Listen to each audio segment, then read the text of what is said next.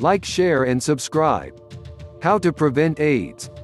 AIDS, or acquired immunodeficiency syndrome, is a disease compromising the immune system of our body. An HIV infection, if left untreated, finally presents itself as a full-blown AIDS case in its later stages. Apart from the initial phase of infection, which at times manifests with flu-like symptoms, the following stages are largely asymptomatic, thereby giving an opportunity for the virus to silently compromise the disease-fighting capability of the body, leading to repeated prolonged infections. An HIV infection can only be transmitted through the following: unprotected sexual encounter with an infected partner, be it anal, vaginal or oral, infected blood transfusion, use of infected needles from an infected pregnant mother to her child. Usually all hospitals have screening tests conducted before all blood transfusions, organ transplants and semen insemination, but there have been rare cases of contracting an infection through infected blood transfusion, organ transplant from an infected donor, artificial insemination with semen of an infected male. It is equally important to know that AIDS does not spread through touching, hugging, mosquito bites, eating together or through handshakes, and therefore there must be every attempt made for social acceptance, and patients must be treated with respect and due regard. Having seen the reasons as to how an infection can be transmitted, we can also enlist the high-risk groups. People in substance abuse using shared needles. Infants born to HIV-infected mothers who are not undertaking treatment for the infection. People indulging in unprotected sex with individuals who are infected, or with those engaging in high-risk sexual behavior. Also at risk are sexual partners of individuals indulging in high-risk sexual activities. People handling blood products and other body fluids, and surgeries. Preventing contracting an HIV infection. In case you are in a profession that deals with body fluids or surgeries, take adequate protective measures in a form of protective clothing and masks to avoid any direct contact with them. Do not indulge in substance abuse of prescription drugs or street drugs. Never use shared needles for drug abuse. Practice safe and healthy sex.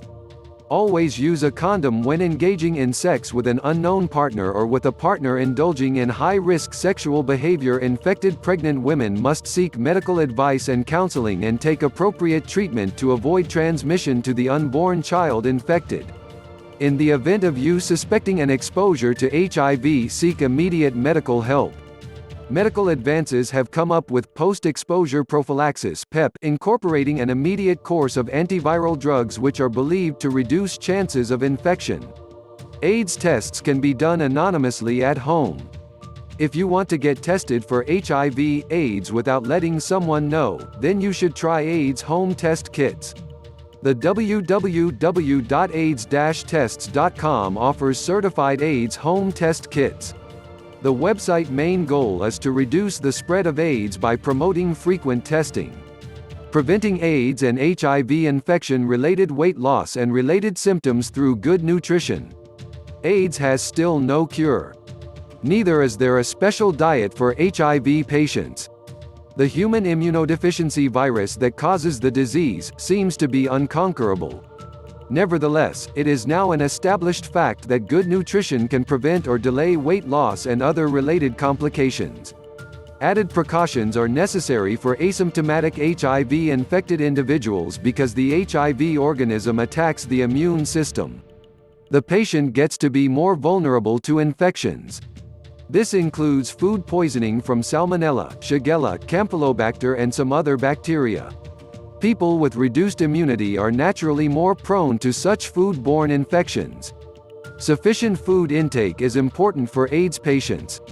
It being a wasteful disease, death often occurs due to starvation rather than to other HIV complications. So unless there is a problem of obesity, the patient should eat as much as possible without worrying about gaining weight. This comes handy to a patient with extra weight when he is passing through a crisis and when he eats very little or can't eat at all. It is a problem maintaining a good nutrition level for a patient because AIDS affects the digestive system. Reduction of absorption of nutrients like folate, riboflavin, thiamine, and vitamins B6 and B12 often causes intractable diarrhea, causing further nutritional loss and resulting in the increased risk of intestinal infections. A patient might also suffer from appetite loss and bouts of nausea, either from the disease or from medications. In case of rapid weight loss, the patient is administered hyperalimentation, artificial feeding, given through a gastric feeding tube inserted into the stomach or an intravenous supply line pumping predigested nutrients into the bloodstream. This is the only recourse when nutrients are not being absorbed properly. Food safety is of paramount importance to an AIDS patient. This applies to both an HIV positive or a person who prepares food for an AIDS patient, and hands should be washed before handling food before the preparation and after. Hot foods should be kept hot and cold foods cold. Any contact between raw and cooked food should be avoided. Eggs should be boiled at least for 7 minutes. Meat and fish should be cooked well, with an internal temperature of 165 degrees to 212 degrees. Raw sushi, shellfish, steak tartare, rare hamburgers, as well as homemade mayonnaise and ice cream made with raw eggs must be avoided, although commercial mayonnaise and hard ice cream are safe. Fruits and vegetables are to be washed as well, although they are not as likely to cause problem as animal products, but there is no harm in some extra precaution. Follow these tips when traveling abroad. Cooked vegetables are only to be eaten, and so far fruits are concerned, eat them peeled, stewed, or canned. According to some experts, salads and raw fruits and vegetables are safe but may be difficult to digest. Use of supplements is often recommended by nutritionists. Taking a multiple vitamin and mineral pill could prevent nutritional deficiencies. However, a doctor can only prescribe more than 100% recommended dietary allowance (RDA). Self-treating with high-dose supplements is not advisable because it can lead to serious problems. For instance, a high dose of vitamin C can aggravate diarrhea. Following a macrobiotic regimen is a dangerous dietary approach, particularly one restricted to brown rice and a few vegetables, because it can actually worsen AIDS by failing to generate adequate nutrition. Additionally, the excessive fiber can exacerbate diarrhea. A popular self-care entails herbal medicine, though there is no evidence of its efficacy. Researchers have found certain substances to be present in these medicines that can cause serious side effects or interact with medications.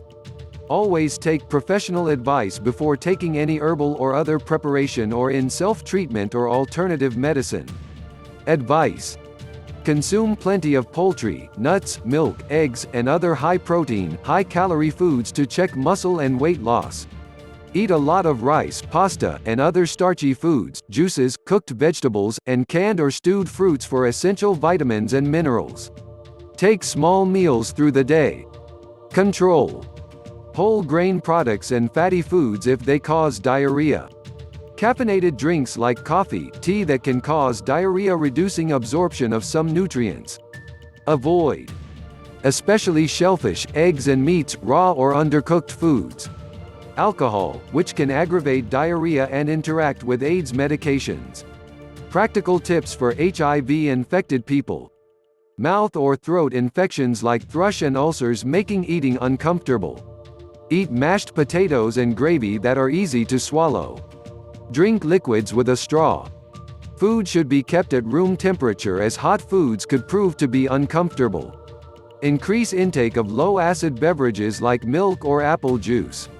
Nausea and diarrhea, common side effects of many HIV medications. Plenty of fluids should be taken to replace what you have lost, such as water, broth, or flat ginger ale or popsicles. Bland foods are a good way to begin eating. Have small snacks through the day. Food should be chewed thoroughly and eaten slowly. Stay away from the kitchen if the smell of food bothers you.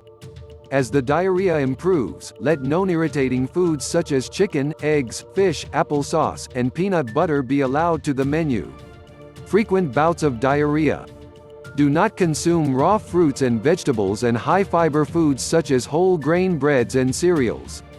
Also, do not eat gassy foods like onions, beans, cabbage, carbonated beverages, and spicy foods. Keep away from chocolate, caffeine, alcohol, and rich, fatty foods. Thank you for watching. This is Charlie TV. For more discussions and topics of related articles, please like, share, and subscribe to this channel. Thank you.